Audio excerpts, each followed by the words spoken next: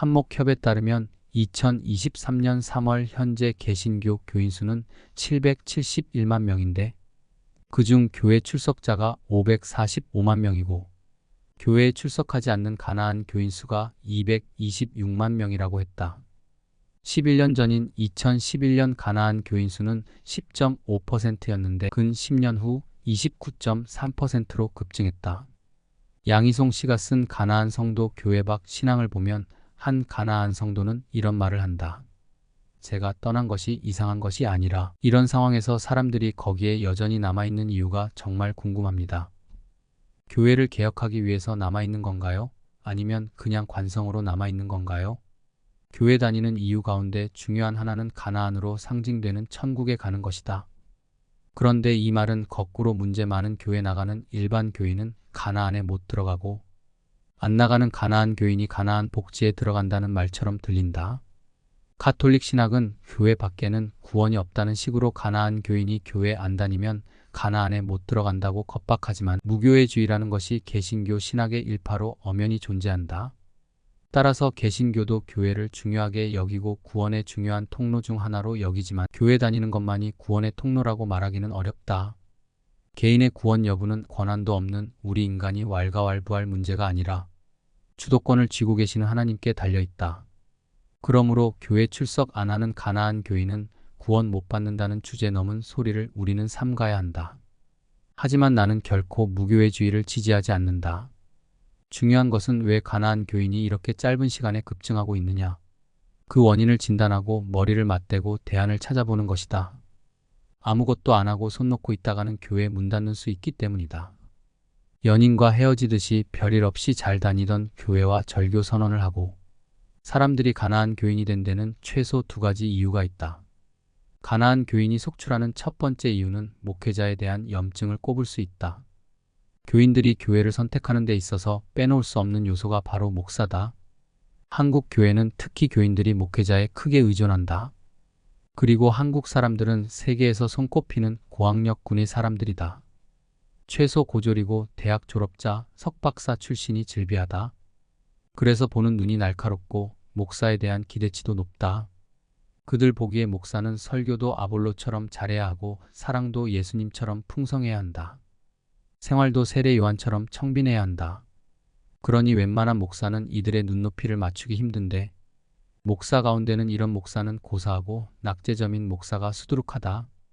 무당인지 점쟁이인지 구분이 안 가는 보살 목사, 돈이라면 사족을 못 쓰는 비즈니스 목사, 교회를 제 사업체로 알고 자식에게 세습하는 재벌 총수 목사, 시도 때도 없이 주님 온다고 시한부 종말론을 조장하는 웨이크업 목사, 손오공처럼 장풍을 쏘아대며 사람들을 팍팍 쓰러뜨리는 쇼쇼쇼 목사, 매주 하는 설교 하나 스스로 준비 못해서 남의 설교나 베끼려고 하는 무인가 신학교 출신 목사 등등 이런 비상식 무개념 목사들을 겪다 보니 적지 않은 교인들이 목회자의 학을 떼고 잘 다니던 교회를 직장 때려치듯 때려치고 가나안 교인이 되어 방콕하는 것이다.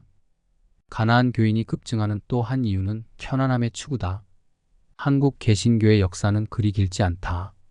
한국 개신교의 역사는 언더우드와 아펜젤로 선교사가 1885년 4월 5일 부활절날 제물포항을 입항하면서 시작되었으니까 기껏해야 140년 되었다. 한국 교회는 일제 식민지, 한국 전쟁 등을 거치면서 부흥 성장했는데 이때는 주머니 사정이 넉넉하지 않았다. 이때 우리 부모 세대는 교회를 밥 먹듯이 가서 하나님께 민생고를 해결해달라고 결사적으로 매달렸다. 그런데 경제가 성장하여 주머니 사정에 여유가 생기니 더 이상 하나님을 그렇게 간절히 찾지 않는다. 먹고 살만하니까 수요 예배도 제끼고 금요 철야도 이 빠지게 참석하고 주말 연속극 보느라 주일 저녁 예배는 나오지 않아 아예 없애버렸다.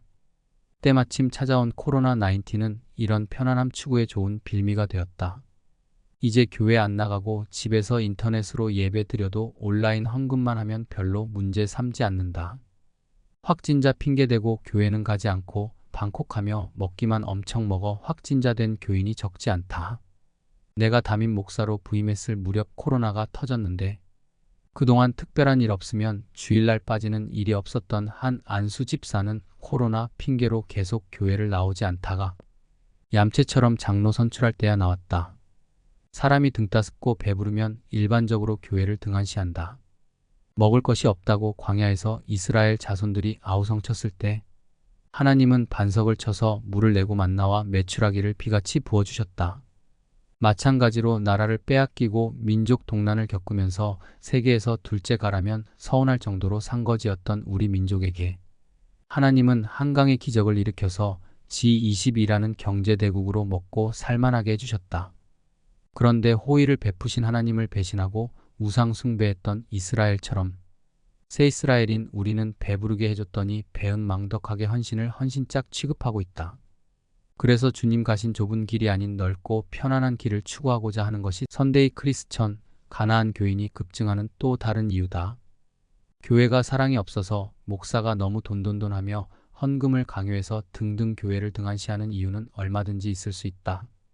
하지만 보다 근본적인 이유는 우리 신자가 좁은 길, 흙길이 아닌 넓은 길, 꽃길을 가고 싶어 하기 때문이다. 그러니 지하에 있는 냄새 풀풀 나는 개척교회는 죽어도 가기 싫어하고 에어컨 빵빵 나오는 편안하고 안락한 대형 교회만 메어 터지는 것 아니겠는가. 따라서 교회 출석하지 않으려는 가나안 성도, 교회의 눈도장만 찍으려는 선데이 크리스천의 추세를 돌리는 방법은 간단하다.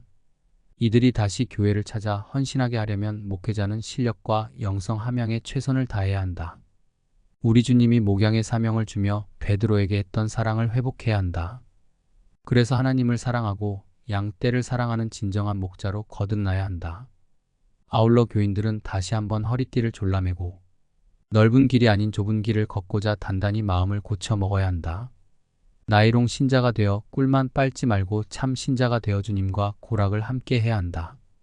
그러기 위해서는 힘들겠지만 히브리서 기자가 권면한 대로 말세에 더 모이기에 힘써야 한다. 교회가 문제가 있다고 해서 비판만 하거나 나 안 나가 하고 절교 선언하지 말고 더 나가서 더 기도하고 더 예배하고 더 찬양하고 더 개혁해서 출애굽 1세대처럼 광야에 널브러질 것이 아니라 여호수아와 갈렙처럼 진정 가나안 복지에 들어가야 하지 않겠는가.